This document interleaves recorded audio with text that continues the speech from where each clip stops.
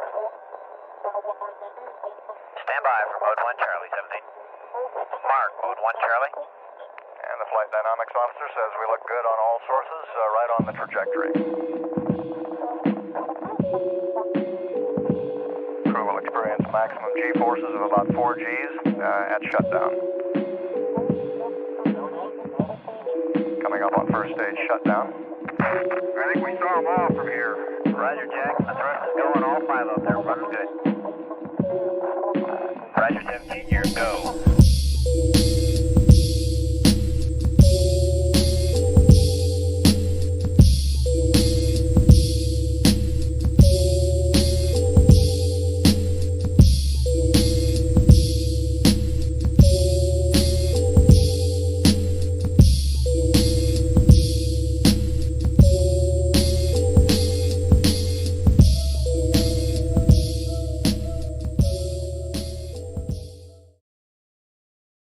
Greetings. My name is Steve Muhammad, and I am the president and founder of Knowledge for Life. Knowledge for Life is a nonprofit 501c3 organization, and our mission is to bring relevant news and information to the Black community via multimedia. You are watching one of the productions of Knowledge for Life called Knowledge Cipher, Black Mental Health Matters. We host this mental health program once a month, every third Wednesday of the month at 7 p.m. Eastern Standard Time. As a disclaimer, this program is for educational purposes only. It is not a substitute for mental advice or seeking professional help through therapy or other treatments. Thank you for watching. Please like us and give us a thumbs up on YouTube, and like us on Facebook, and follow us on Twitter, YouTube, and Facebook. Also, join our Patreon account at patreon.com/KnowForLife, where you'll get exclusive videos, promotional material like t-shirts and coffee mugs for as little as $3 a month. And this will help us to produce quality programs that will help to inspire, encourage, and motivate our people into wellness. Thank you once again for watching Knowledge for Life, Black Mental Health Matters. And now on with the program. As we get a little closer to winter, you probably noticed it yesterday, enjoying the nice weather. Oh, sure did. Those days are getting shorter, aren't they? It got dark early, and for some people this time of year might lead to something called seasonal affective disorder. So what does this mean for families, especially in the midst of a pandemic? It's the first day of fall, and while it's a beautiful time to watch the colors change, yes, it's going to get darker outside earlier, and those temperatures, they are going to plummet. And with the change of season, sometimes comes seasonal depression. And add that into an ongoing pandemic, it's important to keep your mental health right now top of mind. According to the Mayo Clinic, seasonal affective disorder, or SAD, is a type of depression that's related to the change of seasons.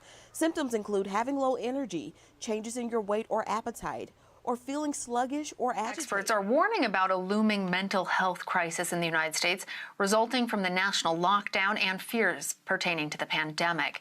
But those concerns are widening with the added pressure of social injustice, and doctors are seeing more and more Black Americans, already a community that experiences health disparities, reporting anxiety and depression at higher levels. Shorter days and less sunlight can affect your mood.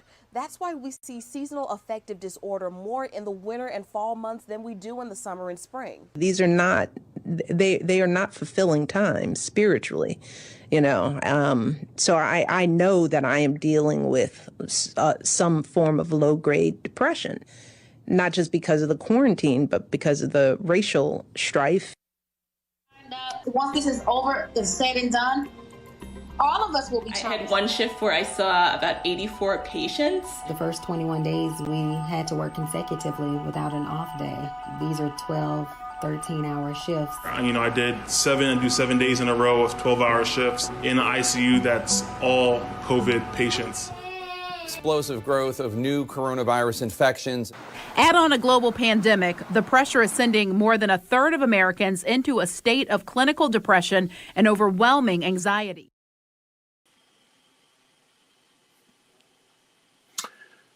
Good evening. Welcome to the Knowledge for Life series and Cypher. This evening, we're going to discuss, have a discussion around seasonal affective disorder. It's kind of gone by a number of different names, so we'll kind of parse into that and really expand from there and get into a number of wellness discussions as it relates to depression and keeping ourselves physically, mentally well over this period of time. I am Dr. Melvin Hinton. I'm a licensed clinical psychologist. As Brother Muhammad said at the beginning, we're going to be talking about this disorder, and it is an actual disorder, but we're not going to be diagnosing anyone. We're not going to be a substitute for anyone seeing their physician or mental health professional. Certainly, if you feel like you have any mental distress, any mental health challenges, we certainly advise that you seek out the proper consultation from the proper professionals. So what do we call seasonal affective disorder? Some people have referred to it in the past as S.A.D. Some people have referred to it as the winter blues. But what really is it? It is a form of depression, of major depression, kind of on a reoccurring pattern. It is something serious. It is not just I'm feeling bad, I'm kind of down. It is a repeated, persistent pattern of depression. We'll kind of get into what that means in a bit. It's gone by a couple different names: depressive disorder with seasonal patterns. It's gone by mood disorder with seasonal pattern. Certainly seasonal affective disorder. Certainly the winter blues. But again, it is something that is real. About 5% of adults in the U.S., and that's a rough estimate, experience some form of major depression with this kind of seasonal pattern. That number, that prevalence rate, seems to be consistent for African American, adult African Americans as well. It is important to note this particular disorder is different from someone who says, boy, I'm feeling really down because I got laid off, or, I can't find work this time of year, or, school is really getting to me this time of year. That's a little bit different. And it's important to kind of make that distinction. So you can't kind of say I have a seasonal depression because I've got some life circumstance challenges that's specific to this time of year. There is a pattern, an onset of depression. It could be other things, could be some mood disorders, could be feelings, kind of euphoria. People call that mania. This could happen, but it's most common in major depression around the winter months. It can occur in the summer. It's much less common, but it can occur in the summer as well. But it is specific around that changes as the our exposure to sunlight, speaking of the winter, typically decreases around this time. Some people really can have some depressive effects. It lends us to overeating, to weight gains, cravings, to feelings of extreme fatigue, feelings of worthlessness, feelings of sadness. It really is a depressive type of feeling. So what do you do when you have major depression, when it's recurrent, when it's happening? And I should also add that this is kind of consistent over a 2-year period, right? So you got to have some time for your clinician, for your health professional to really diagnose this, right? There should be a 2-year pattern where people can say, yes, between this month and this month, I'm feeling, really down, overeating, feeling lethargic, having feelings of worthlessness, hopelessness, so on and so forth. Once they do that, that's really a defining criteria. But what can you do about it, right? So if you fall into the 5% of adults in this country that experience a seasonal affective disorder or major depression disorder with seasonal patterns, what can you do? It's actually treatable. The use of medications, the use of talk therapy, the use of something called light therapy, where you literally will have about 20 minutes or so that you sit in front or under pretty intensive light, filtering out UVs and things of that nature, but kind of mimics that vitamin D input that we get naturally from the sun. Certainly talk therapy and kind of the most effective treatment for this is a combination of all of those. So including wellness, of course. So that's a quick overview. I'd like to bring in Dr. Swift, Dr.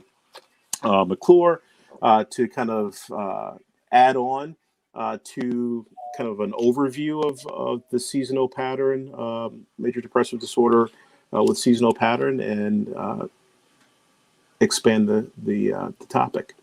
Well, I can kind of jump in. We also have a new person with us today, Sister Nicole, and perhaps you can introduce yourself. My name is Dr. Monique Swift. I hail from New Jersey, and thank you, Dr. Melvin, for setting the table for us today to have this discussion. It's timely, if I can say, because this is where we are. And I think it's most timely because not only are we in the season of SAD, right, but we're also, we're experiencing that in the context of COVID. And so what we're seeing is already there's been an uptick, a significant uptick. I've seen up to 3 times the amount of anxiety and depression that we were seeing last year, we're seeing this year. And now we're into, so there's COVID, there's like the natural, level of how we are functioning with certain levels of anxiety and depression. Now we have COVID on top of it. So we are seeing a compounding of stressors that are creating this, what we are calling seasonal affective disorder, depression, and then anxiety also corresponds with that as well. Dr. McClure, any opening thoughts on that? Yes, as Dr. Monique mentioned, thank you for us. In addition to your clinical understanding and Dr. Swift as well, is just adding that, yes, it is a season of SAD and a season of celebration in the sense that we are in the midst of these kind of American holidays that people find themselves in, between Thanksgiving and Christmas time, plus a number of anniversaries that people might have around this time of year, in addition to the pieces of COVID, the political season that we find ourselves in, and just the general wrestling with life, the telework, if people are teleworking, or some people are out of work where they did not find themselves necessarily out of work last year's time. So I know people are dealing perhaps with things in fall of 2020, fall, winter 2020, that they definitely were not dealing with at the same time last year. So I kind of enter this conversation being aware of the intensity around those anniversary dates. And if people have any traumas and family system issues around the same time period, it could definitely spike, and seasonal affective disorder finds itself in this whole conversation. So thank you, and I'd like to hear from Sister Nicole. She's adding some 2 cents to this. All right. Assalamu alaikum. I'm Sister Nicole, and I'm out here in the hotter, well, not so hot now today, but Las Vegas. My 2 cents is this, is that, we can call it seasonal, and if that's the name that society wants to give it, that's fine. But this is a normal mental condition of Black people that I've seen. And I don't really think it has anything to do with seasonal. I just think that it has to do with the condition that we have really been put in our entire existence of life. But the saddest thing about it is we ourselves don't know we're in this condition. So that's why I'm so glad that we have something like this, that we can get out to our Black people and say, look, it's okay. Because many of us don't even think it's okay to be considered having mental issues. You know, we want to run away from it. We want to hide from it. We want to not acknowledge it. And so then it gets the best of us. You know, it's the not really knowing that a lot of our Black people out there, Black males especially, that is committing suicide. We don't even know this. I mean, it's the lack of knowledge that we really don't have to really reach out and to say, I'm hurting. You know, so this is going to be a wonderful, that's the reason why I wanted to come on here and support this, because I said, this is really going to be wonderful because, you know, our Black people don't have this type of reach out that says, look, I want to pull you from the ground and pull you up. And I want to give you knowledge and help you to understand what is going on with your mind, because this has been going on with us for years. It's in our babies now. I mean, where it's been in our babies even then, but it has gotten worse when I'm in the classroom with a lot of these babies. It's gotten worse. So, you know, Sister, you really stirred the pot there. I'm sorry. Yeah, you really stirred the pot there. I wanted to just. I was going to ask it. Please. Am I on? Okay. Please, ma'am. I'll be really brief, but I'm appreciating what she's putting in. I appreciate what she's putting into the conversation because, you know, she's talking about, you know, us Black people in this country, but I do think that's a factor. Certainly we know that we are naturally people of the sun, right? And so we in North America do not get the sun that we are wired, right, to be able to get. I have also been reading that, you know, certainly the levels of COVID are much lower in Africa than they are here. And so I saw, I think one of our brothers who was watching, he also added into the chat about the vitamin D, and vitamin D being a factor.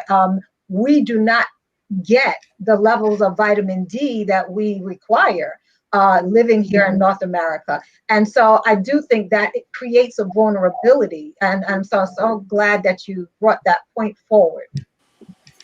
Dwayne? And Dr. McClure, I don't want to step on you, so why don't you go ahead and finish your thought? No, I was going to ask if Brother Stephen me that he could pull up in just a moment if he checked his email. Please, I can speak to that then.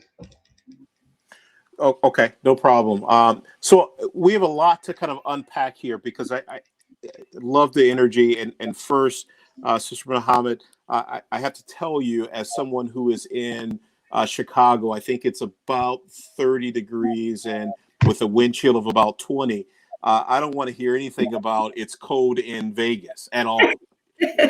At all. No, just a little levity there. But I certainly think both what you all have said is important for us to kind of talk about. There is the condition that we all live in, especially as African Americans, as Blacks in this country, that is inherently stressful, to say the least. On top of, as Dr. Swift, you were saying, with COVID, the pressures of the holidays, Dr. McClure talked about, certainly the anxiety around this time. Are you going to be able to provide the stress of holidays? Am I going to buy enough? Am I going to receive enough? Am I going to give enough? All those things compounded. But I don't want us to lose sight of the fact that, again, when we talk about this particular form of depression, there are some parameters that we have to acknowledge. It doesn't mean that those other things are less than, doesn't mean that they're irrelevant. But I do want to make sure, as we kind of talk about our theme, that we stress to folks watching, there is some parameters to this very specific thing doesn't mean those other things don't exist, and doesn't mean that they are not impactful on us. This does mean that people need to take it seriously, that people need to access mental health services, as Sister Muhammad was talking about. We gotta break down that stereotype that folks who are of color, folks who are Black, folks who are African Americans, Hispanic, so on and so forth, don't go to therapy, don't talk about problems. That is nonsense. There is nothing wrong with us accessing those services. It does not, make us weak. It doesn't make us timid. Doesn't make us inferior. It makes us stronger, because we are helping ourselves and our community as a result. So I just wanted to kind of throw that out on the table, and we certainly can unpack it. So let's open it up.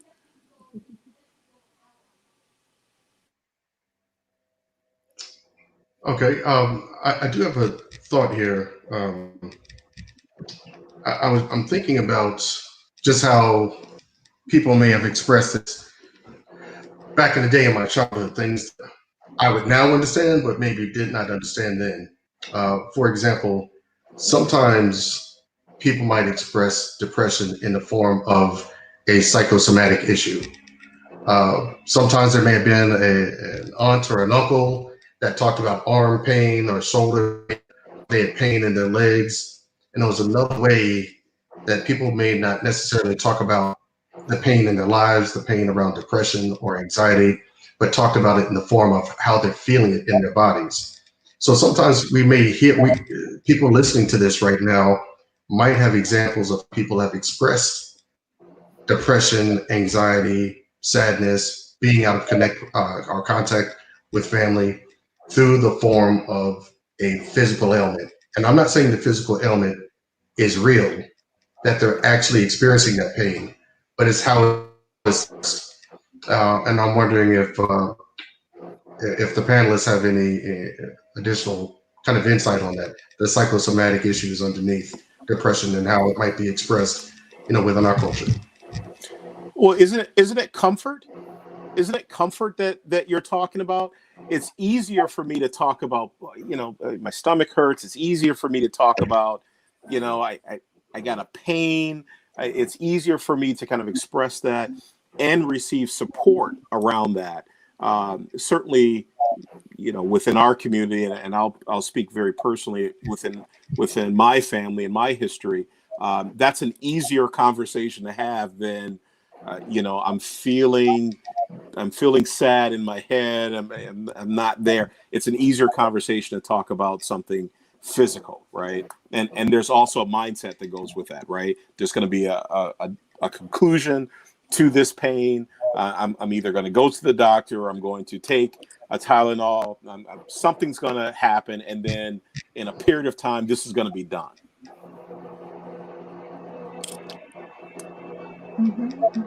Yeah, I think this is a little above my pay grade, but it's something that I've been dabbling in, and just kind of metaphysical understandings of, what we physically experience.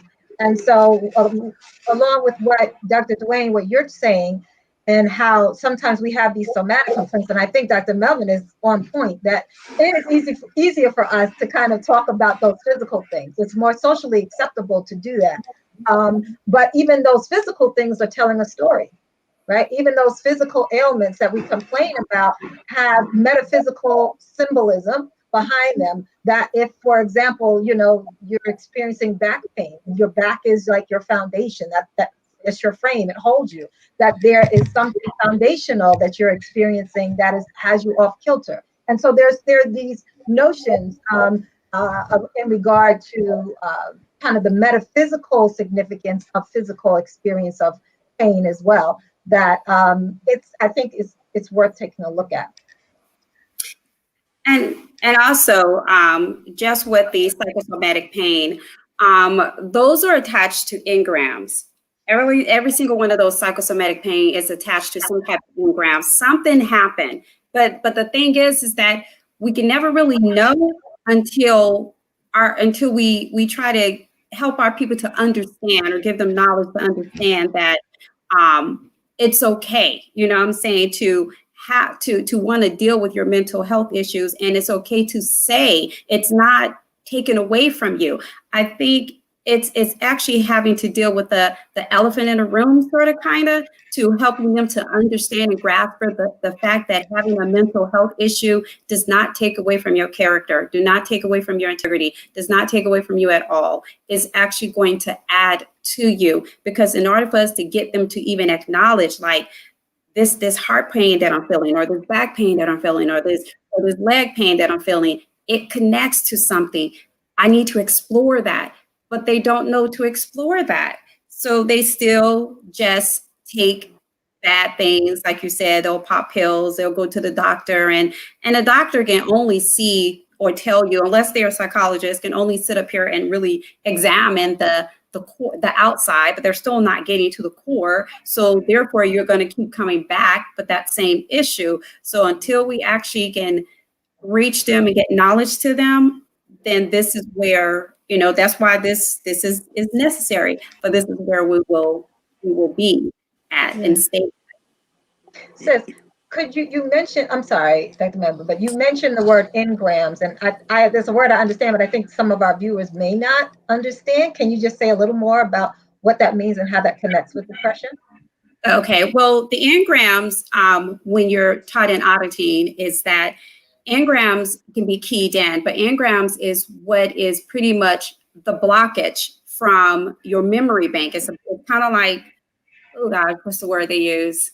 Aberrations, but it's a blockage preventing you from being able to process what has happened to you in the past and to actually place it correctly in your mind so that you're able to deal with it and get through it. So that's what an engram is. And those things, and you can have hundreds of them, and they all can have psychosomatic issues to it, you know, and be keyed in. And then you start having these pain in certain places when they start to get keyed in by other people or the environment in which you're in. Thank you for that. Excellent information. You know, as you were talking, Sister Muhammad, you know, I was thinking, boy, the uniqueness of our people, right? The strength of our people, in particular. Don't we take these physical ailments, these pains, and don't we naturally prescribe some mental health like treatment, right? Does your grandmother say things like, boy, you know, you really need to go and lay down and rest today, put your feet up, or, you know, you got to eat better, got to eat a little bit better, you know, got to take, you know, here's a little, you know, I won't call out any remedies, but here's kind of a home remedy for this pain. I'm gonna also need you to lay down, take a nap, you know, take a load off. Aren't those really ways that we talk about mental health and kind of well-being without kind of talking about it? Definitely. I know for my own family, as I'm reflecting now, I would think about time my grandmother would be humming around the kitchen. And sure, sometimes that could have been a tune, that could have been just a song, or that could have been her regulating herself to make sure that, you know, she's not acting out of character with someone, if that makes sense. And I think you know that kind of hum that I'm talking about. And I'm reflecting, I'm going back, showing my age, going back to the 70s and listening to the conversations when some of them would get on the phone and talking about those ailments to some degree may have been real. I would never know, real or imagined. But as Dr. Melvin was saying, they were ways of creating relationship around pain, sharing their pain with others, physical pain at least, a bit more than sharing what the emotional pain was behind it, or at least the ease of sharing the physical pain. And of course, the emotional pain may have showed itself in church. And if any of us kind of have seen some of those settings where people are moving into the spirit or getting excited with their praise. I didn't fully know what that was about back then. I might look at it and have stared at it. I had lived my own life some years to recognize, okay, that person has a lot of stress they're managing. And in those moments, that is one of the ways, as Dr. Melvin was highlighting, is one of the ways of knowing within the culture of how we deal with our pain collectively. Even in those moments, the other ladies may have come around that person, fanning them, creating a circle around them, putting a blanket over them. This was someone could receive care, but it's really interesting that it was done in a very communal way. This was not done privately. This was done in front of everyone. So it's kind of like I can share my pain and anguish in these moments and be received in this moment, both by other folks in the congregation as well as, totally relating. And someone probably even knows what this is about. Someone knows what that holler is about. Someone knows what this particular praise is about, and they identify with it.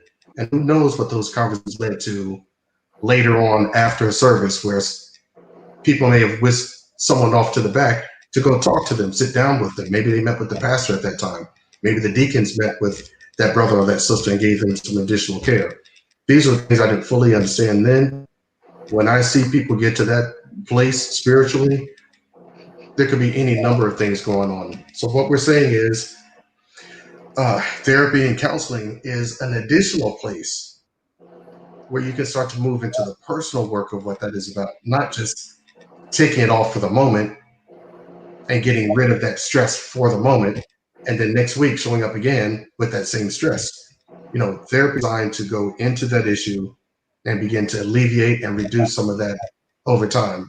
And so people have their spiritual experiences, ways of knowing and expressing that. We want people adding on additional pieces through reading, reflection, meditation, counseling, therapy, and entering other forms of practice where they're engaging the kind of release and attention and relief that's needed. So someone can hear their story and to some degree next year at the same time they're living that, or at least the story has impact on them if something traumatic from their earlier years.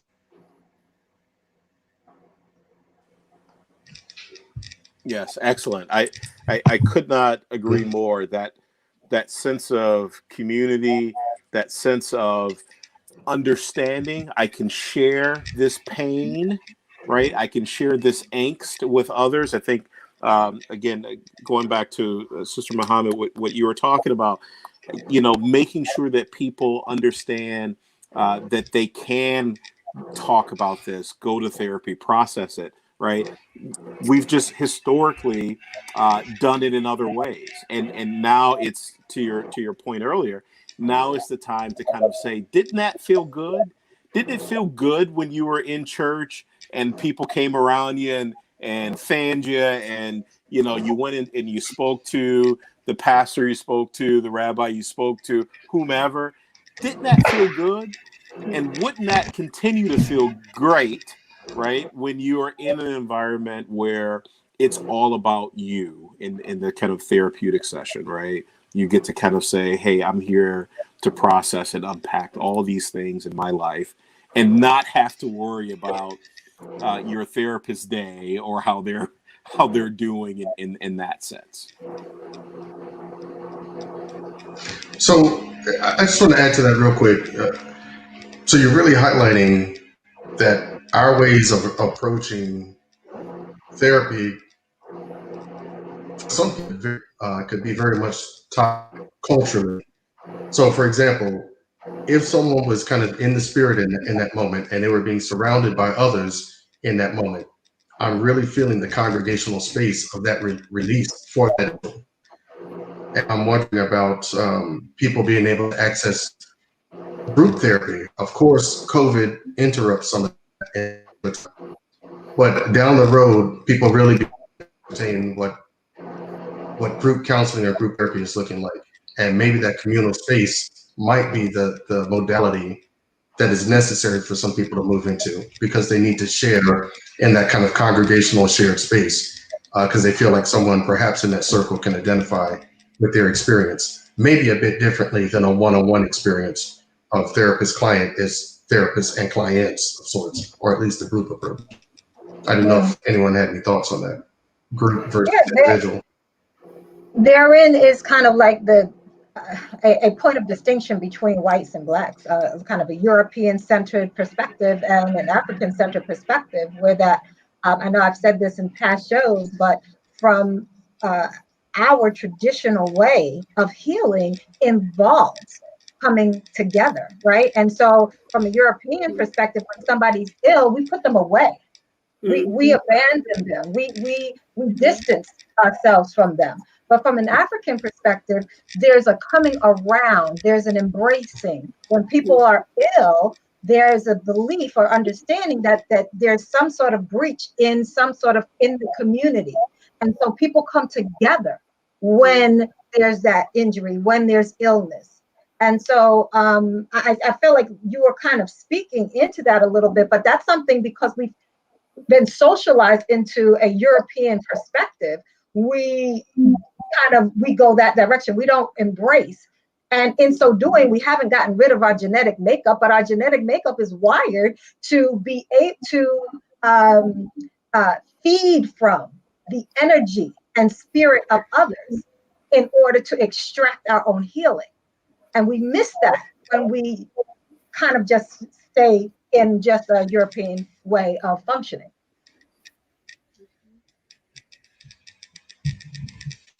Well said. Well said.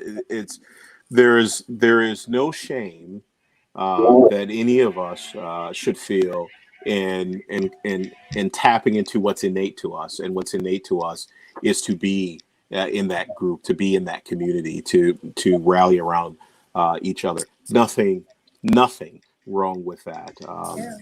I want to tap back into Dr. McClure. You were talking about that group therapy or group support. Again, that sense of community. How do we access that? Where do we go for that? Is it our church? Is it our mosque? Is it, our temples? Where do we go for that? So right now, my first thought is how much more responsibility I'm having now in this particular moment about engaging religious traditions around this kind of work, and even the training that deacons or deaconesses or folks in congregations, whatever body it might be. And not saying that they are clinicians of sorts, but how to do some of this work and the training that's necessary in the community. Even if it's Sunday school that are beginning to move in this, or biblical lessons, or out of them moving deeper into this kind of stuff. The stories are there within scripture, if that's part of someone's background.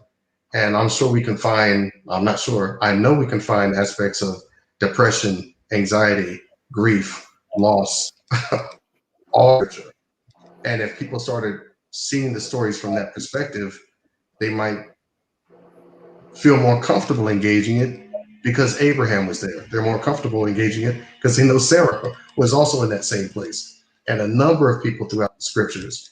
So we might need to tap into the stories and the archetypes that are already in our traditions and just bring out the potential mental health implications underneath it. The stories are ripe with that kind of information if people are willing to get into it.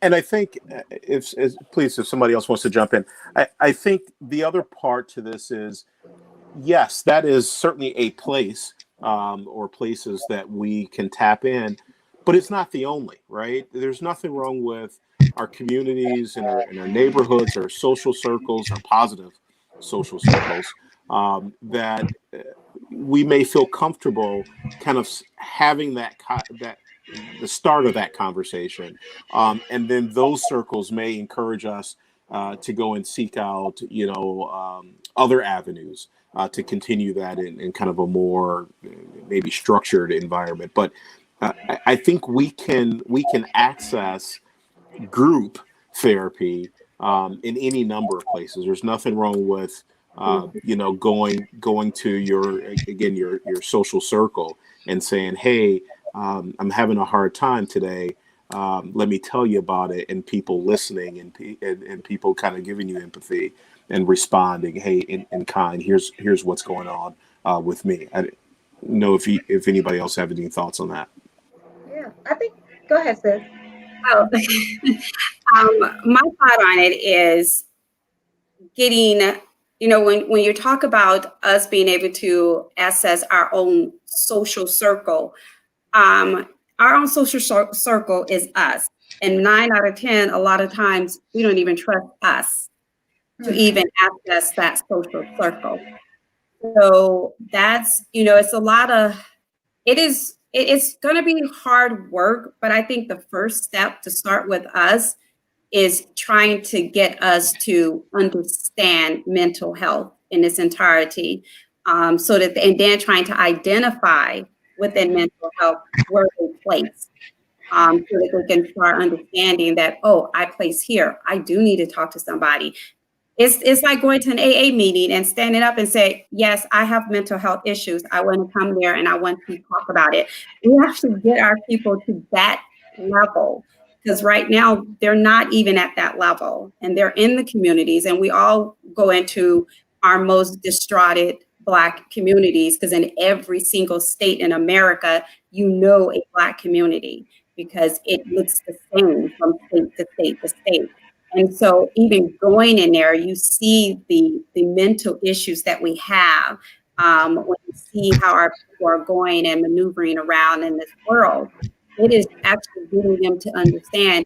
It was years ago, I think it was years 2018, when we were going out and getting women, because Minister Farrakhan wanted us to get women to come to the mosque because he wanted to discuss with them. And it was this one Black girl. And, it was I really, at that time, was not even experienced to really try to understand her. But she came in and she was ready to come in, but then she wanted to leave because she felt uncomfortable. Now, I can tell she was a sister that was really, really, something was going on in her mind, because she felt so uncomfortable just being around other people, not Black people, because she was Black, but she was from, the ghetto, the socioeconomic area. There was something wrong. She was like, sis, I don't know if I can be in there with everybody. And I was like, well, we try to make them feel welcome and comfortable to come in and stuff like that. But she really was nervous to actually come in and be in there. So she left. I wish I would have known more to actually pull her in and say, nope, don't leave. Let's go. Let's talk about it. I didn't do that. But she left because she just didn't feel like, and she was very closed off anyway, and walking with her head down, all that kind of stuff. So you could tell there was something going on in her mindset, that she really, whatever happened in her past, and she really needed to talk about it. It's getting them to that point. We as professionals, or people that maybe even know it, if you see someone like that, then we should be. When I see children like that, I usually would go and always try to talk to them. I've dealt with, one little boy in my high school. His dad got shot and killed in the street, Dane. His mom died on drugs. He was staying with his grandmother, and now his grandmother died. So here he is coming in class. He was considered, and this was one of the students that was considered a with a 504 code, which means that they have so much emotional trauma going on in their mindset that they can't learn like everybody else. But when I was working with him one-on-one, the first thing I would have him do is to talk to me. Just talk to me about anything. I don't care. Talk to me about whatever. And he started pouring all that out. One time he cried, and I just had to not even cry. It was just so sad, so bad. It was like, oh my God, if I could take all these children with me, I'll take them. But, that was just really hurtful to see that this child was crying and did not understand what was going on with him. All of these things that is going on in our community with the Black youth and the Black, the Black adults, all of these things are going on with them. And it's actually having to go to them and say, look, you need to talk to someone. I'm seeing that you need to talk to someone. Let me help you. That's what's going to take for our people to really is going to take the love from our hearts to go to them and say, look, I love you as my brother, my sister. I need to bring you in so that I can show you how to get the help you need. Sister Muhammad, you're on point. I could have listened to that for the next hour. Great words. But you're highlighting something that I think we should take a second and talk about, which is trust, right? That's not something we should just kind of take lightly and say to people, oh, just trust your therapist, just trust your pastor, just trust your minister. Trust has to be earned. It really does. It has to be earned, and there has to be a willingness for people to go, you know what, I'm going to trust that I can talk to you. I'm going to trust that I can be here and be vulnerable. I'm going to trust that I can be here and be safe, right? And certainly when you have, and I love your slip of the tongue there, trauma, right? Because that's what it is, right? When you come from a place where you experience so much trauma, as you described in your example, then trust is not something that's at the top of my list, because I don't want to be hurt, and I don't want to continuously put myself in situations where I'm experiencing more drama that's going to result in trauma. Yeah. I wanted to, I think I'm glad that you caused us to pause there for a moment, because the trust piece is important. And so we have to recognize that, our history, right? Historically and presently, we are people who are under attack. We have targets on our back every day. And we know that, and we function like that. And so because of this experience, we don't readily trust, and probably shouldn't readily trust. We're seeing that with this vaccine, right? There's a learning that has happened, that we are in an environment where that we are not welcome, not wanted.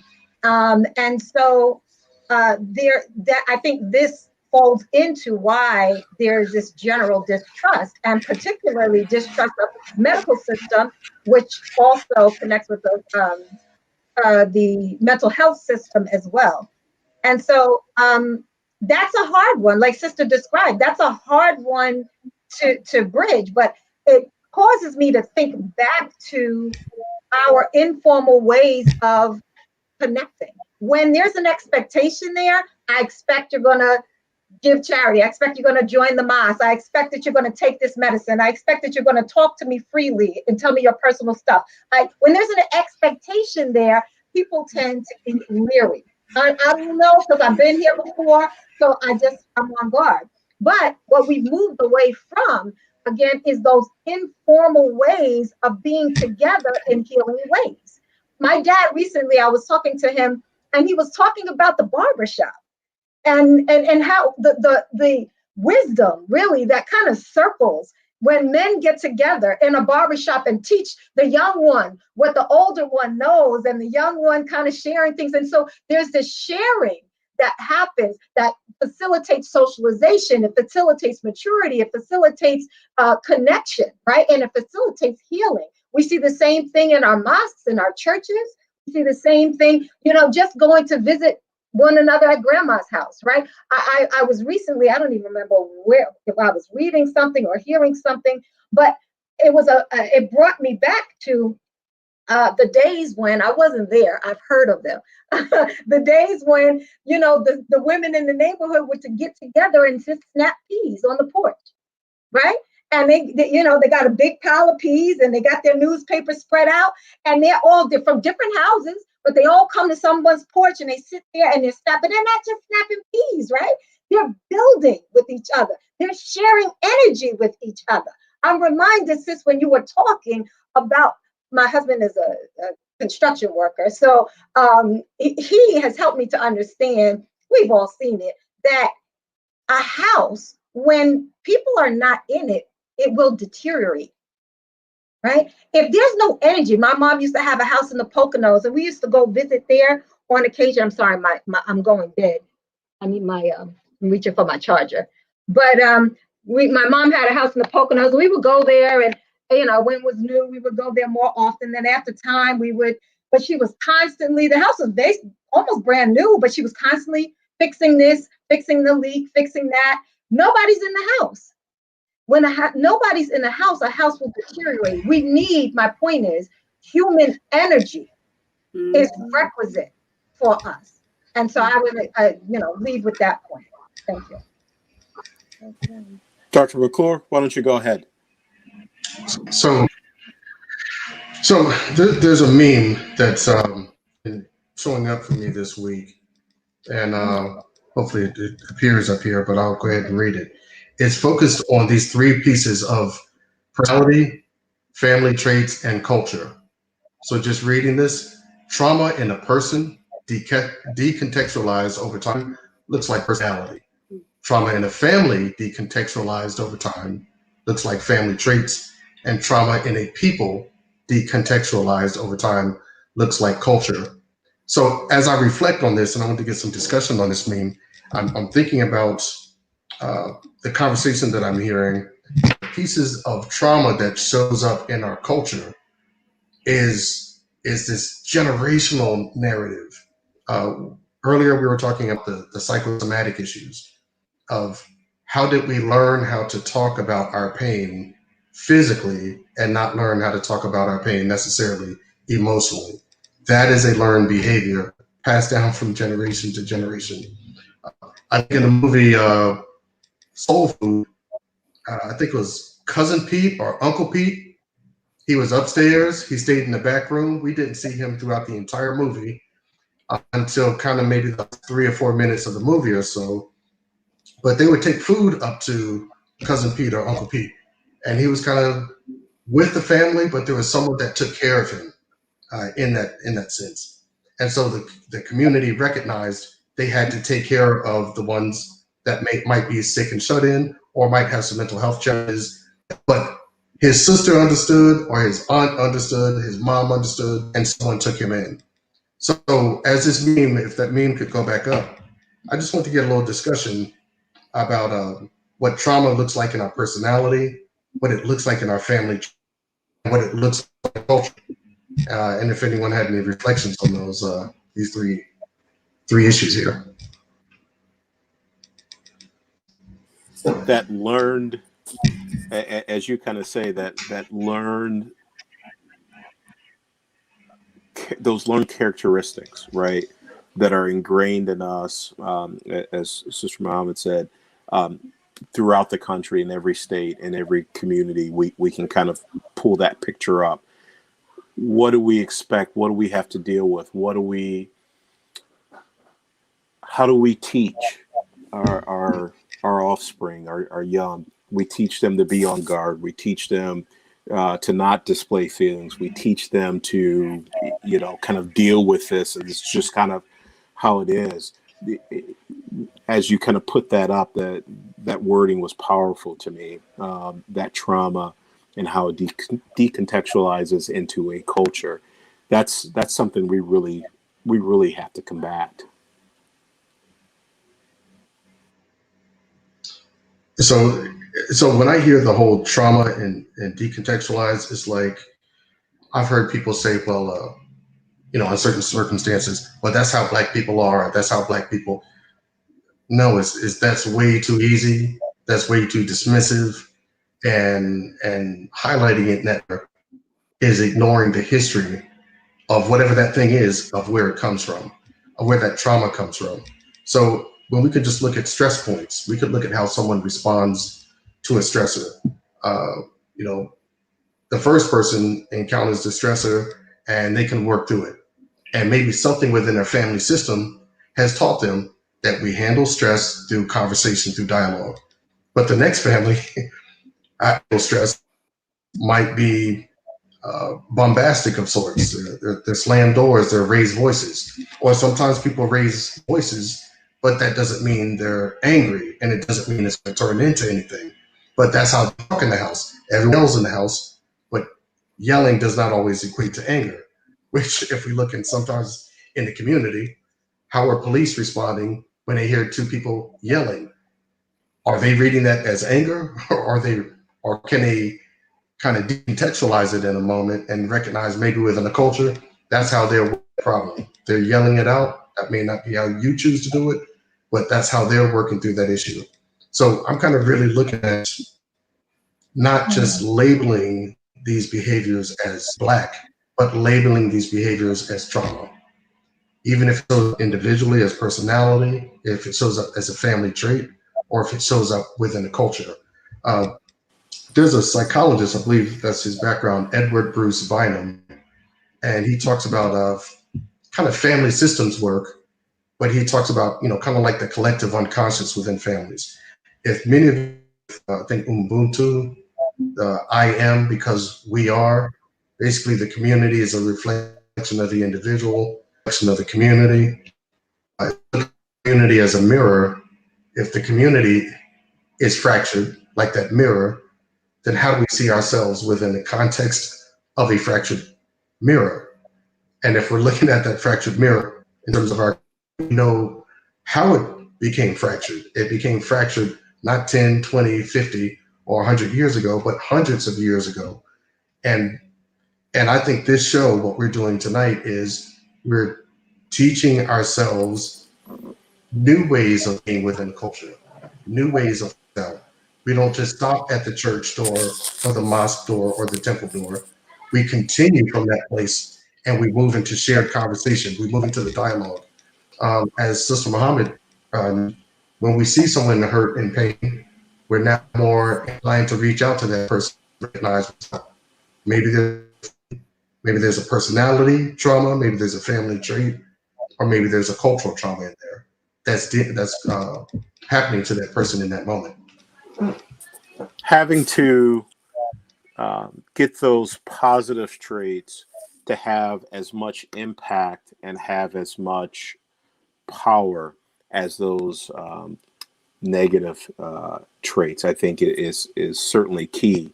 I want to touch on Dr. Swift. You talked about those peas and shelling those peas on the porch. Now I'm not going to let it slide that you said you don't know anything about that. I'm telling you, I do. I'm telling you, I do. I remember my grandmother and having to. Sorry about that, everyone. Having a bushel of peas and having to sit on the porch or sit at the kitchen table and shell those peas, right? But as you were indicating, there was conversation going on. We were talking about things.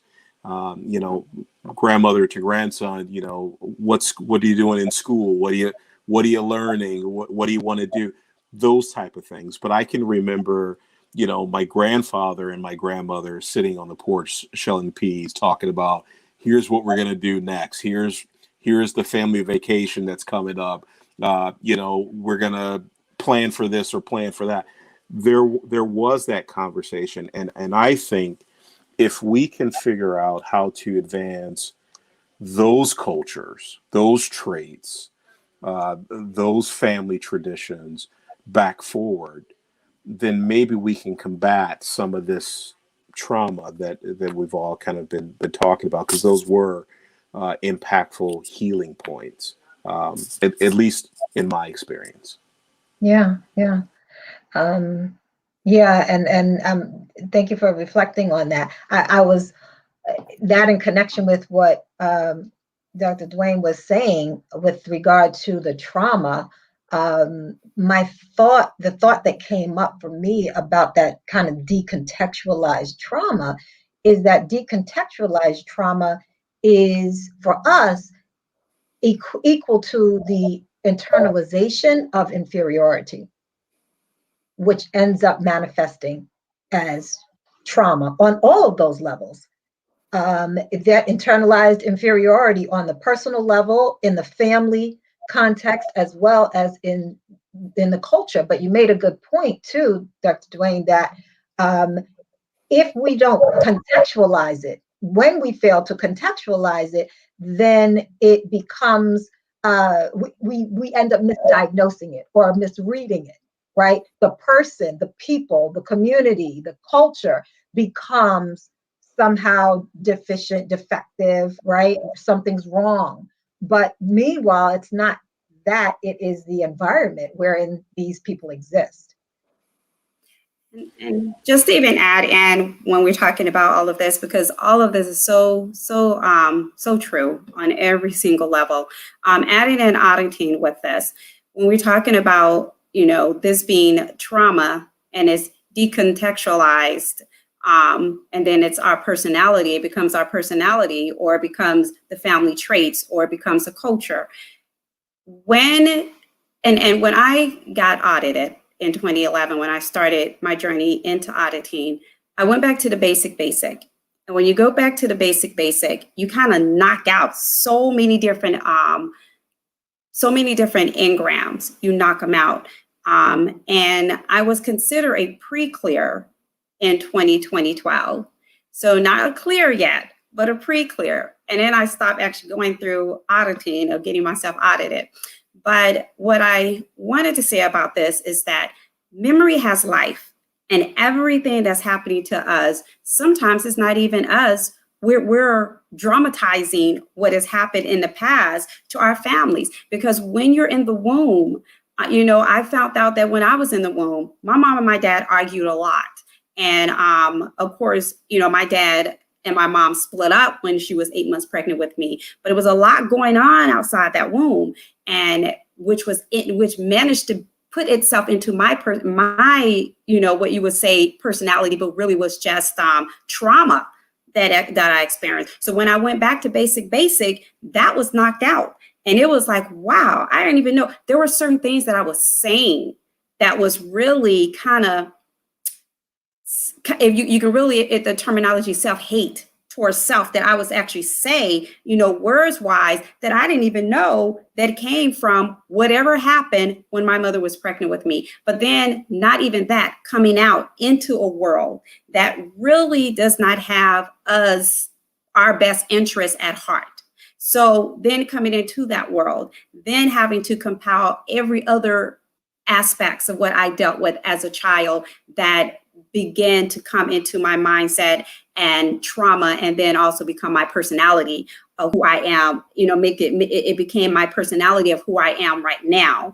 And going through auditing kind of helped move all of that, the anger that I may have, you have it where Black women are stated that they're dominant, or they have a chip on their shoulders. Technically, I did. Then when I went through auditing, that chip on the shoulder kind of disappeared. So now I am approachable, or we're known to be unapproachable. You know what I'm saying? And that's not just Black women, but Black people in general, most of the time, are known to be unapproachable. So you have all of these type of traits, personality, and culture that manage to be defining us. So when it comes to auditing, and the way auditing works is that when I look in my class, when I was looking in the classroom, I was seeing the children, I was seeing them just go through all these different valence. And valence are different personality or different actions of others around them that has caused that these children are either going to take the stronger valence, or they're going to take the weaker valence. And they get keyed in by each other. So while they're keying each other in, and you have one who will be weak and start, acting like they're the weaker person, like they're taking on whoever was this person in their lives that they don't even know of. It can be from past history. They don't even know who was this weaker person in their lives that they're taking on. So they're starting to express that because it's somewhere in their mindset. This person's action or this trauma is in their mindset to take on this type of way when another person is coming to them as the stronger valence. You see that in people, where a husband or a child who experienced two parents, one was beating the other one up. And then next thing you know, when this child is grown up, then all of a sudden something happened that keys that in. So now they're taking on that weaker valence where they're feeling when somebody is coming off strong to them, they tend to become tense, or they tend to become, what is another word, timid, and take on the weaker valence where the other person is taking on a stronger valence. These are not actions of that person normally, because normally the mind does not work that way. And when we see things that is out of the ordinary like that, we may see, now when you become educated, you can actually see that this is not the correct way the mind works. But from a point of view of not knowing, then you start to see, oh, well, that's that person, that's their personality, that's who they are, or that's their family trait, that's the way they were raised, or this is their culture, that's the way they are. And then on TV, it tend to just put that as this is the way Black people are out there to everybody. And so now everybody is looking at us as being very scary people. When we walk around. Go ahead, I'm sorry. No. There's once again, you've got a lot for us to unpack. This idea of self-exploration, and that kind of channel to relief. But before I kind of put that out there, I don't want to leave something else you said, Sister Muhammad. You talked about that great example of someone coming to your mosque that was uncomfortable. I don't think that we should minimize that experience and that example. Even though it sounds like she ultimately left, I think there is still something positive that occurred, right? I think when people go into an environment, a positive environment, and they are uncomfortable or have some discomfort because of their own baggage, their own trauma, the fact that they were there, that's a seed. It's a positive seed. The fact that they saw people in that mosque, in that environment, showing positivity, being welcome, that's something that may grow in the future, right? And I think we, as us on this panel, and if people can kind of see all our faces, but people are seeing folks from different cultures, from different backgrounds, educational levels, and we are expounding out positivity. People will receive that, and they may be uncomfortable with it, but now they know it's possible. They know it exists somewhere in the world. And if they know that, then I think that people can then go out and seek it and kind of grow from that in a positive way. So I wanted to throw that out on the table before we unpack self-exploration, if anybody else has any thoughts on that.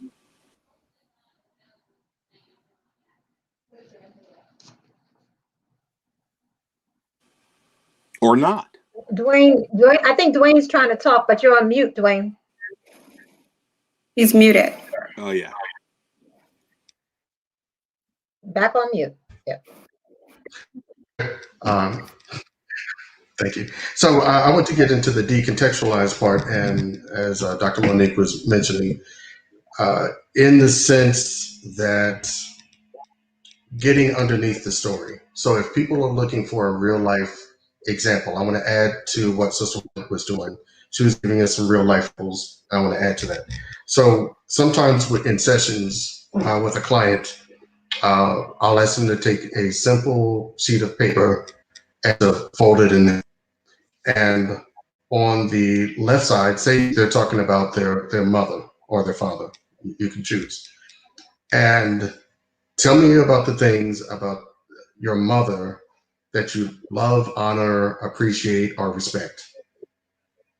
And say mom's name is Sarah. On the right, tell me about some of the challenges you have with Sarah. Now, this is the same person. This is mom and Sarah in the same person. But I'm trying to help the person understand that we can still love the people that we're challenged by. Some of the traumas that might are a part of her history. They were there before, my client of sorts was born. that may have been a trajectory that was in there 10, 15, 20 years before my client was born. And I'm trying to help them understand, mom was there for you in these kind of ways. And yet Sarah, still your mom, was challenged in these kind of ways. Maybe there are reasons why she yelled, argued, was angry. Maybe there are reasons underneath that. I want them to begin understanding these two people exist in one person.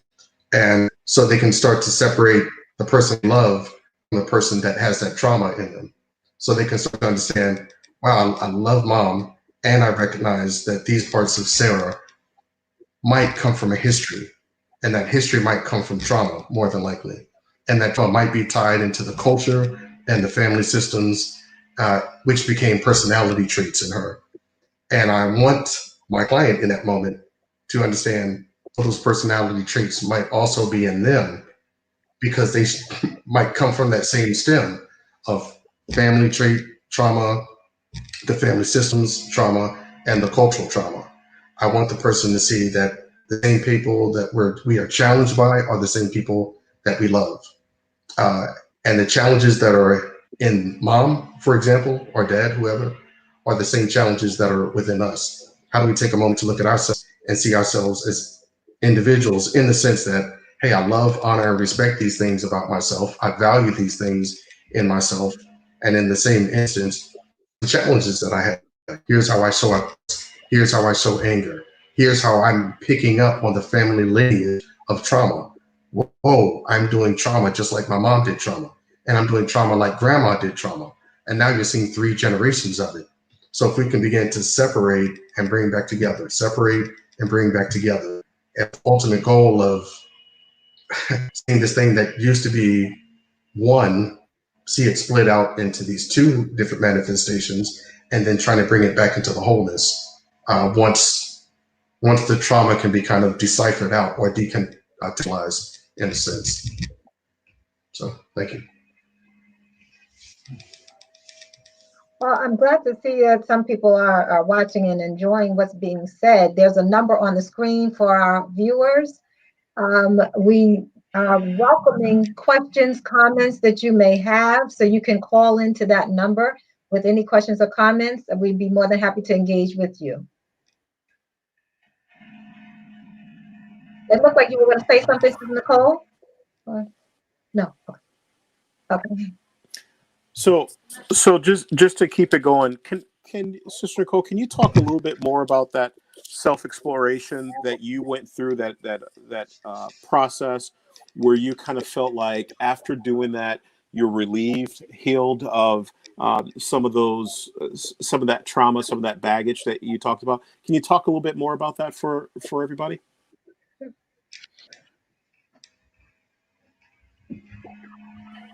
I think you might be on mute. I went back to basic twice when I did auditing, and it was good. My mind felt light. I felt when I came out like things was processed different with me. Things seemed more, I wasn't having a headache no more. I didn't, the words that I was actually saying that was a reflection of self-hate.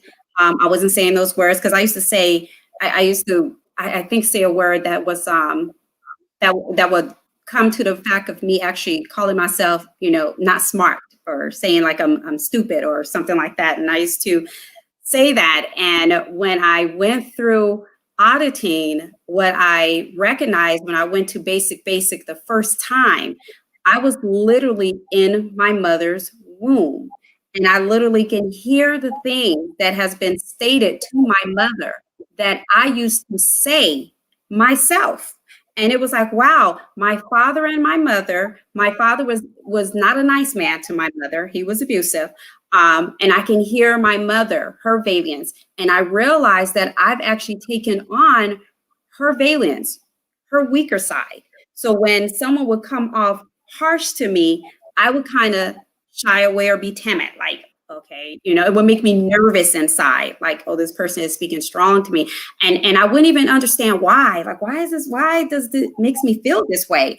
And then when I went into auditing, I kind of found out that it was due to whatever trauma that was going on when my mother was carrying me. I used to be afraid of going swimming, and I never understood.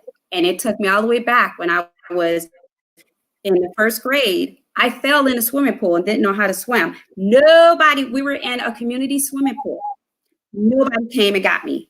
I end up somehow managing swimming myself all the way up to the top and grabbing up to the top of it and pulled myself out. There were so many children in the swimming pool that I went back into auditing, and that was cure. And so now I wasn't afraid to actually put my head or go into the swimming pool and actually swim and learn how to swim. At first, I didn't even know why. It was like a fear towards water. I didn't even understand why I did not want to go into the water and swim. And it was for that very moment that I realized, like, wow, I did fall in the pool when I was in the first grade, in a community pool, and all these children was in it, jumping in, and the lifeguards, they didn't even know I was in it. I could have drowned that day, but I didn't. I managed somehow. I just remember just seeing this side of the pool and actually reach my hand up and managed to pull myself up out of the pool. And I was like, wow, that had to do with the fact that I never wanted to get in the water or hold my head under the water or anything. So I was like, wow. So it was a lot of things like that started to surface, that I realized it was tied into the trauma that happened in my past life, and it changed me. So I would say try auditing. It really works. It really helps your mind to start processing things that you could not process in the past. I hope everyone heard you when you said, because I wrote this down, my mind felt light, right? So this process of kind of unpacking trauma, of confronting it, of dealing with it, and kind of putting I'll kind of put a metaphorical period there, so that my mind felt light. Now you're able to kind of process and deal with other situations without having kind of that in the background. I just think that's a powerful quote that just know I'm going to steal from you. My mind felt light. So, Dr. Swift, what are you thinking about that? Yeah, no, I thought she was. I thought that was. Thank you for sharing that personal story, and I thought it was pretty deep. But it made me think about other. I guess I've been trained in Dianetic auditing. I actually recently just completed a course in EMDR, and I also have a certification of hypnotherapy, which all of those three say, oh, we're nothing like anyone else. But trust me when I say they're very similar. And so I was actually reflecting on that when I was hearing you talk, because I most recently completed a certification in EMDR, which is eye movement desensitization and reprocessing, a technique that's often used for, for trauma.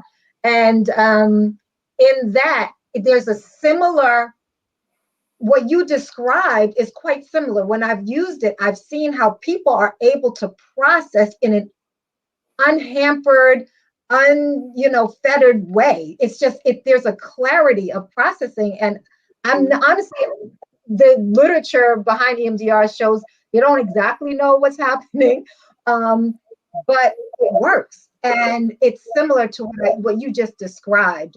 And so also with the hypnotherapy, which I didn't use a whole lot, but also recognizing with hypnotherapy that it really kind of creates the space for people to process in a way that's kind of unfettered by all the other stuff. So yeah, that's kind of what I was thinking. Okay. This process, I'm sorry, Dr. McCord, did you have something? This mic is mute. Okay. No, go ahead. This process of, and I kind of started on my little cheat sheet here, listening to you, Sister Muhammad, this process of internalization of inferiority. I think we need to take some time and really talk about that. This process of looking at ourselves and thinking of ourselves as less than, as inferior, as weaker than others, and whatever the other is, and how that manifests in self-hate, in not setting high standards or high goals, being willing to achieve high goals, or willing to put that work in to be uncomfortable or be in a state of discomfort in order for us to achieve. I think we should kind of talk about that. So let me kind of open that up. This internalization, feelings of inferiority.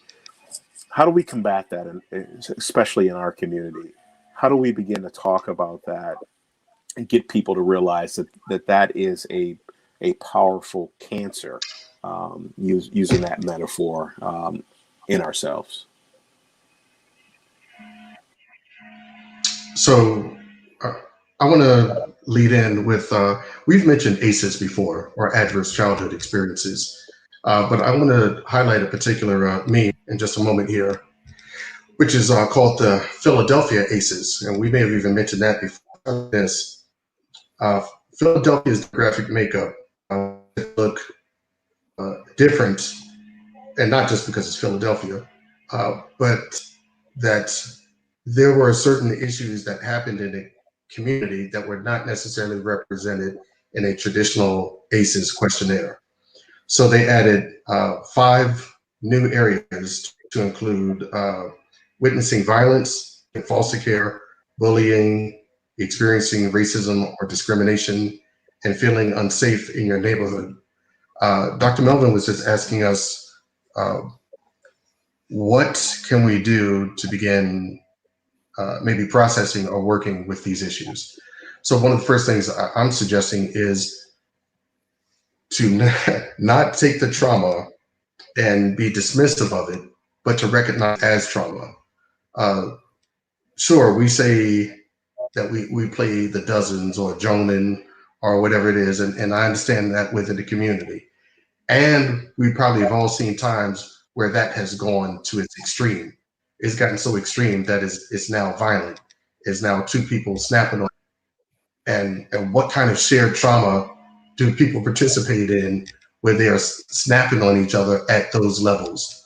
And sometimes we normalize that and we make fun in those particular issues, but underneath it, there's a lot of hurt and there's a lot of trauma there. So I encourage people listening right now to take a look at these 5 areas and to not be dismissive of them and not assume these things are just a part of life. Witnessing violence is not a normal part of it, but for some people it has.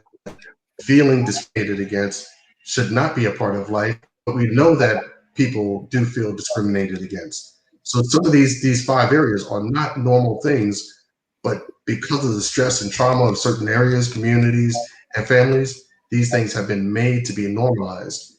And so essentially we've normalized the things that are actually traumatic to who we are as people. So part of it is identifying the behavioral patterns that we participate in, being able to move past just witnessing violence, but saying, hey, I need to talk to someone about this. I need to share this story, and I need a safe place to do it. And knowing that these other 5 areas are also 5 areas that I need to talk about in addition to trauma that almost everyone else experienced. So I put this meme up here for kind of anyone to speak to if it triggers anything with you. Well, to not be dismissive, I think, what a powerful statement that is, especially around this kind of internalization. What you've kind of put up on the screen, people need to not think it's normal to have that significant trauma, to witness repeated acts of violence and exposed to repeated acts of violence.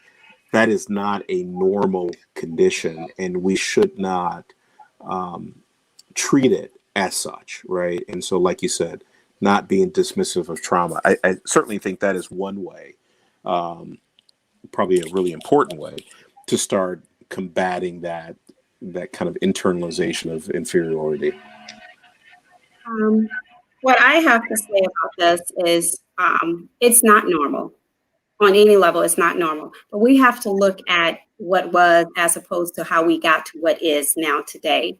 Because if we look, and when I do a lot of my studying, and I'm studying right now of, especially for my dissertation, I'm studying of our past, what got us to be having this achievement gap when it comes to us as Black people.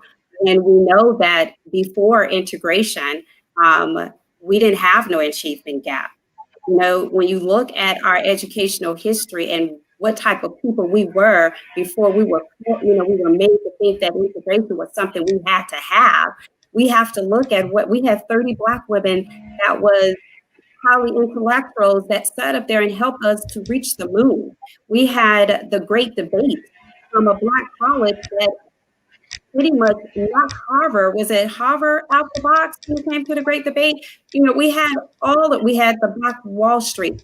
These are not things that was going on when we were not integrated. You know what I'm saying? We were loving each other. We were building. I was doing research on a lady where she said that she was one of the ones that was chosen to be one of the Black children that go to a school. We put our children, or better yet, our ancestors were put into the school of people who was bringing on a lot of trauma. We went from having major trauma of slavery. We have to talk about that. Then we go to Jim Crow, where we were forced to be separated. But in that force of separation, we started to repair ourselves. Then somewhere down the line, we was tossed right back into trauma, right back. We weren't even fully repaired, and we were tossed right back into trauma. What child can go in the classroom and learn if they're fearful? Sitting in a classroom and thinking that just to even be in the classroom or walk down the halls, my life can be on the line. And I'm living in an air where nobody would even take regards to my life if I did get killed or hung on a tree or whatever was going on. These are not normal things. We've been witnessing violence since we came into America. Our mind is so conditioned right now, as critical race theory said, that racism is so embedded in America that it becomes the norm. Our mind is starting to think that all of these crazy drama things are the norm, and they're not the norm. So the way to combat that is that we have to go back to where the beginning was when we start looking at that to repair ourselves. You know, was integration the best thing for us? Many of us don't want to talk about that. But, you know, we believe in the Nation of Islam, that it should be a separation because we need to repair ourselves. Separation don't mean I hate all y'all. Separation means I have time to myself to repair. I need to be able to repair who we are and what we are and move forward. And that is something we never had an opportunity to do as a people. And now you see how it has caused damage in our communities, in our family lives, raising our children. All of that is a direct craziness from the craziness. Mm-hmm. Yeah, I want to speak to that, but I see we have a caller on the line. Yeah, yes. Can you hear me?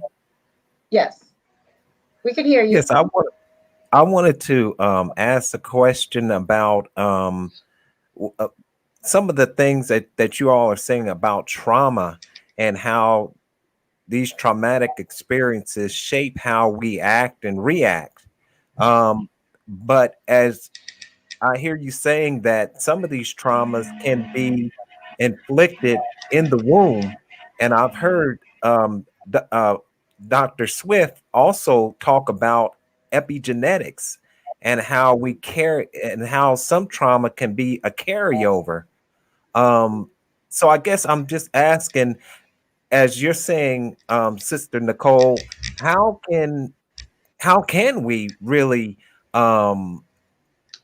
overcome these traumatic experiences without removing ourselves from the environment that causes these traumas? I hope you all can understand that question. So the question was how can we heal from the trauma although we're still in the same environment that created it? Did I understand it that way? And you were directing to Sister Nicole? Yes, if Nicole, you can answer that first, because I also heard, I mean, from Sister DeAsia when she was on as well, talk about how not being removed from a certain environment, you are never, there's never really what you could call post-trauma, post-traumatic stress. Okay. Yeah, please, folks. Okay. So how do we manage to heal and still be in the same environment? Is that That possible? it is possible. It is. But we have to first start with what is the cause of what has taken place. Separation, we can separate and not really have to focus on or deal with the environment around us. If you kind of understand what I'm saying, like we can't just leave America, and America has been the big core of our trauma that we have experienced as a people. So we can't just say, oh, I'm just going to pack up and leave. We got to deal with ourselves. We got to start having self-love for ourselves. We got to start bringing knowledge. We got to start trying to reach out to each other and know that there's an outlet for us to reach out to and start communicating and talking to each other, like group therapy. We got to start, I'm trying to, And let me jump in there too with that. Yes, full stop. You can begin to heal and not physically remove yourself from the environment, and certainly it will be depending on what type of trauma we're talking about, right? So that certainly is a major factor.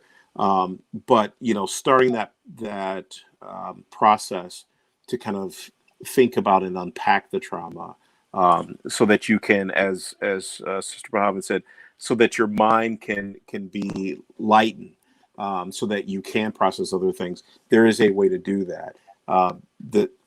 As a psychologist, I'm certainly going to be partial to this and saying, by getting into therapy and having a safe environment where you can, have that therapeutic rapport with your therapist, your counselor, your psychologist, social worker, so on and so forth, and begin to talk about that, feel safe enough to process that trauma that you've experienced, so that you can find different ways to cope with it, different ways to deal with it in a positive way. That to me is one way, one part, or one step to start dealing with the trauma, even though you may still be, in that physical environment, in that socioeconomic condition, experiencing, those closed doors, but you still can start to kind of deal with it. Yeah, I and think. just Go ahead, sis. Did you want to finish your Oh point? no, I was going to. Oh yeah, I was going to add on. Just to even add, for me, auditing was like the best thing that I did. It was that safe environment. It was going to a place where I can actually decompose mentally, and then deal particularly with certain things that has affected me in my life. But the thing is that you have to have trust and you have to be truthful. It's the two things that needs to connect when you go to auditing. You got to be able to trust a person because you're getting ready to reveal inner stuff about you that you got to trust that this person who's receiving that is going to not to disclose. And then also you got to also be truthful when it comes to auditing, because 9 out of 10, the person that is auditing you is not going to be aware of the things and issues that has happened in your life. And if you want to deal with them, then you have to actually be truthful to the person who's auditing you, but mainly be truthful to yourself to even want to open up and let these things out. Yeah. Thank you. And oh, go ahead. I'm sorry. I kind of wanted to speak to. I'll try to be very brief. on the point of healing, in your question about healing, in the midst of an environment that is creating harm and injury, I think if we have to be honest to say that, yes, the healing can happen, but the injury is perpetuating as well. And so healing in that respect, I think is kind of a moving target. And we need to think about it on a continuum instead of a place that we've arrived. And so, the racism that we experience is not the only threat to our wellness, right? So, we don't just kind of get well or heal and then period. We're always in a dynamic process. Trauma is an accumulation often, especially for us as Black people. There's an accumulation of insults and injury and harm that happen over a period of time. And so we would be naive to expect that we can just kind of arrive at healing and there be no further threat to that. And so, again, I think we need to think about it, what we don't want to do, and what going into therapy, like Nolan said, and Sister saying, and what we do want to do is have those healing experiences so that we don't accumulate a load of trauma and stress that takes us down. So I remember Dr. McClure talked about the tribe, and I definitely absolutely agree. Of course, we're social beings, and this pandemic has made it difficult for us to come together physically. So I just wanted to ask about the tribe, and as Sister Nicole was saying, that safe place. How are some ways, I guess, that we can continue to carry that out, even though we have to do social distancing?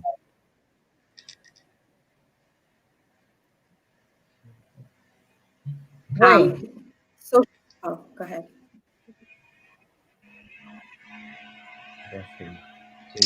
That is directing that to Sister Muhammad. Okay. One of the places, like right now, we're having this discussion on social media where we can actually connect with each other.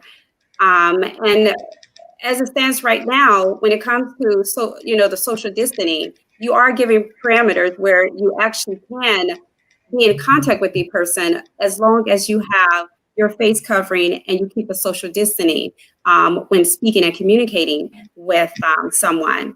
So if you needed to have some type of outlet of communication with others, it is possible, but just as long as you keep to those those safety, having your safety mask on, and if you decided you want to have gloves or whatever, but just keeping to those safety measures when going out and having those type of connection with other people, as far as while in the pandemic. So just for me working on college campus, students are allowed to come on. They have certain things that they have to keep the social distancing. There's wearing a mask. They have to have that on when they're entering campus. When they go off campus, if they want to take their mask off, that's on them. So it's just following all of those safety measures, but it doesn't prevent you from still being able to go and say, you need to have this group setting and talk with each other. Or you need to, but the biggest thing is social media. I think, social media has been the most powerful platform for everybody now today, where everything is happening on social media. So this is where you actually need to be have a good understanding on how to utilize social media for your benefit. And remember, social distancing does not mean isolation, right? I think what Sister Muhammad was just saying is spot on. Just because we have to practice social distancing as a way to keep us physically well doesn't mean that we have to be isolated, and doesn't mean we can't socialize with folks through social media, through telephone conversations, and through appropriate gatherings. So I just think that's a point that needs to be emphasized. Social distancing is not isolation. You know, in the 90s, the military had this commercial called "An Army." I don't know if any of you remember that. It was B, and then another point it was an army of one. And part of the reasoning behind that was they saw the generation, like the millennials, coming into the military, but saw themselves more through an individualistic lens. So what I'm suggesting here is COVID has really caused many people to reflect on their own situatedness. And I agree with what the other panelists are saying. This is not about isolation, but could be very much about a time of I need to find regulation within myself. How many times have we had maybe codependent relationships to degree where people are tethered to others for their own experience? This is a time to get into practice for yourself. This is a time to read, reflect, go outside, walk, exercise, engage, get what sunlight that you can get in, and create a routine for yourself that keeps you balanced, that keeps you regulated in this particular time, because some people could be by themselves, or because of COVID restrictions, they just cannot reach out to others in this time. So in those moments where you may be by yourself, engage, practice. We've heard for years of mind, body, spirit. Mind has, body has a practice, and spirit has a practice. And I encourage people to delve into those three different areas and become that army of one for themselves, so they're more prepared to, deal with however long this pandemic takes us before we can resume back to our normal connections and relationships with friends and family. Yeah. I'm glad you mentioned that, Dwayne. You're talking about mind, body, and spirit, and the need to kind of really breathe life into that part of who we are, because I've been thinking about how right now with this pandemic, with COVID, how we are at the bottom. We're functioning at the bottom of Maslow's pyramid. For those who may not be familiar, Maslow had this pyramid of hierarchy, as a hierarchy of needs. And at the very bottom of the needs are the physiological needs, safety needs. But at the top is the spiritual aspect, right? That's the actualization. That's how we feel about ourselves, esteem, and so forth. And basically, he purports that one needs to satisfy the lower level needs in order to be able to realize the higher level needs. And just kind of reflecting on where we are, it made me think about how this pandemic and all the tickers, we're constantly seeing the numbers, we're constantly seeing the death toll, right? All of this causes a fear that forces us to focus on those low level needs. Not that it's not necessary, it is necessary, right? We do need to protect ourselves, we do need to be safe, but sometimes we're doing it and neglecting those higher level needs that we also need to have. And so many people now are feeling very unfulfilled, are feeling very lost, very disconnected, because we're not pouring into that aspect of our being. Mm-hmm. That's good. I certainly want to point out, Dr. McClure, kind of what you said of return to our normal. And this really goes to Dr. Swift as well. I don't think we get to go back.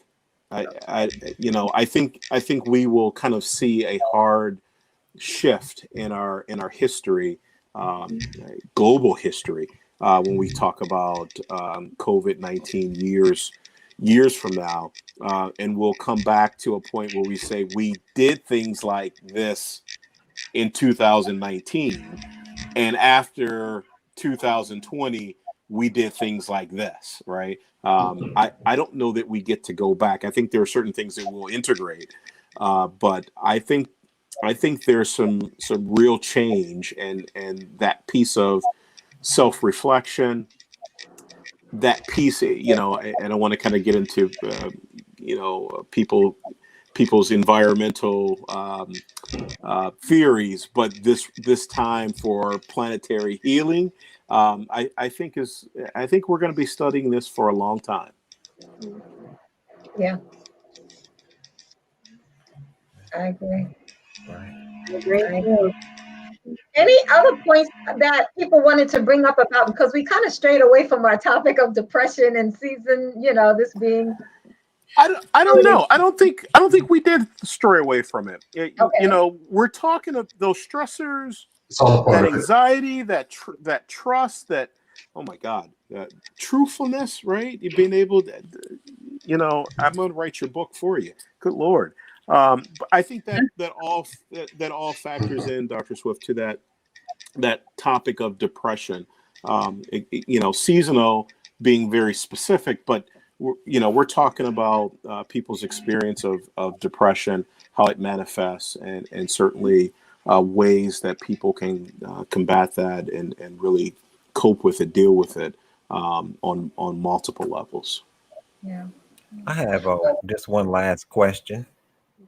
And that is, being in the age of COVID-19 that we are, if each of you could answer this question, how has this period of time revealed the mental, I don't know how to say it, but the mental state of Black America? What is it that you all can say has been revealing to you? Wow, that's a loaded question for the last couple of minutes. Right. I certainly will say, for me, there has been an exposure to inventory, right? And I'm gonna kind of leave that a little bit vague. Inventory, kind of your life plans, your reserves, your connections, all of the above. But it certainly has forced me personally to take inventory. What do I need to make sure that I have built up? What do I need to make sure that I have in reserve, including my wellness, including my social economic conditions? What do I need to have ready in case another, I won't say pandemic, but crisis occurs? I want to be sure that I'm ready, and it certainly has exposed me to kind of making sure that I'm taking stock of that.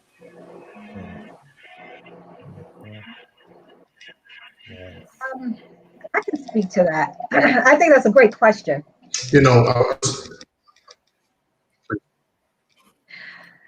Okay. I think that's a good question. I think COVID has in a lot of ways kind of unveiled a lot of things that were working behind the scenes in America, and most specifically for Black people. And so, we can certainly talk about, the health vulnerabilities, the health issues. We can talk about the mental weight that we have been experiencing. One of the things that I'm seeing that, a good thing, we always talk about the stigma that Black people have against mental health, but Black people are fleeing to mental health services. Maybe the stigma, I do believe the stigma is still kind of working a little bit, but for the most part, we're seeing a huge increase in Black people wanting services, wanting to connect with therapists, and they want Black therapists. They're not just, I don't want just anybody. I want Black therapists who understand me because something is going on because because I'm Black. So I think that takes me to the other side of things. Yes, there is this mental burden happening with Black people that COVID is kind of disclosing or revealing. But I think also we're seeing the flip side is just how significant resilient we are as a people, how resilient we have been. That, I'm seeing us maneuver in a way that we are beginning to help seek and organize ourselves. We're seeing that in our activism. That's another form of therapy. There is literature out there that shows that activism, right, is therapeutic. And so we're seeing Black people kind of come together. So another thing that I'm seeing is that activity, I'm seeing us become more unified. And I'm seeing us become more wide-eyed and aware of where the injuries are coming from. So COVID is revealing a lot of things, but it all ain't bad. Okay. I have to agree with you, Dr. Swift. You said everything that pretty much a lot of what I was going to say, because truth come to mind to me is that it's been a revealing of truth. It's like you said, Black people are coming together. They're starting to see. It has forced this, it forced everything to be revealed and everything to be put into the forefront of us and making us have to deal with it. Because in the past, we didn't deal with it. We either ignored it or we'll deal with it for a certain time, whether it be protesting or whatever, for whatever craziness that has taken place, then we just move on. And then it's just back to the norm of the way things are. Well, COVID-19 says no more norm. It has said, look, you're going into I'm taking you into a different direction where you're going to have to face it, you're going to have to deal with it, and you're going to have to either come out a winner or you're going to come out a loser. That's it. There's no middle grounds anymore. It is or it isn't. That's right. Mm-hmm. Yeah. As I reflect on that question, and I think back during the, I think it was 70s, I heard family talk about the drama and stress of the Carter administration. Then the 80s, I heard about the drama and stress of the Reagan administration. And then I heard about the drama and stress of Clinton administration and the Bush administration.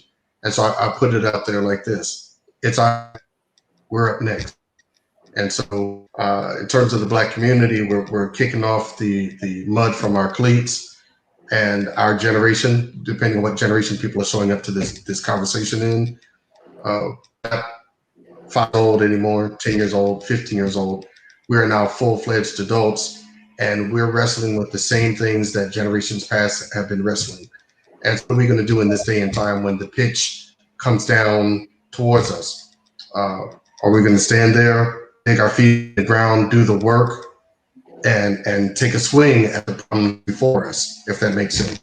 Encouraging people listening to this, kick off the mud from your cleats, dig in, and get ready, because you are next up to bat. And how are you going to deal with the drama and stress of this time in ways that your family addressed in generations past? It is now partly our obligation and our duty to make sure that we are involved, active, and engaged, and we are becoming engaged in social activism within fraternal spaces, within churches, congregations, mosques, and doing our own work. Going to see a counselor, therapist, and make sure that you're recognizing, I cannot carry on some of the lineage of this family trauma. Each generation should drop off a piece of this and put wellness away. So what are you going to do when it's your time to bat?